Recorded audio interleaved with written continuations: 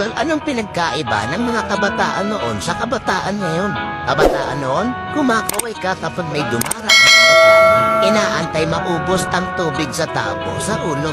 Ginagawang swimming pool ang planggana ni nanay. Ginagawang braces ang foil ng choknat. Naliligo ka sa alilod na bubong kapag umuulan. At kapag gabi naman, akala mo sinusundan ka ng buwan. Nagko-concert sa harap ng electric fan. Kabataan ngayon, ang problema ay pera at cellphone. Ang problema lang namin noon kung paano makatakas sa bahay para di matulog ng tanghali. Tumatimang kami sa palo. Aminin natin, mas maraming nire-respeto na magulang sa panahon noon kesa ngayon. Mga kabataan ngayon, isang chat lang, may jowa na.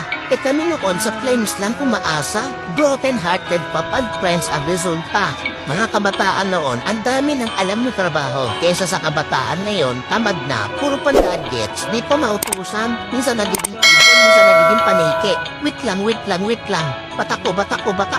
Idol, hindi kawawa ang batang inuutusan sa gawaing bahay. Ang kawawa ay yung batang lumalaki na walang alam sa buhay. Yung nakaranas lang ang pupuso neto. Real talk yan.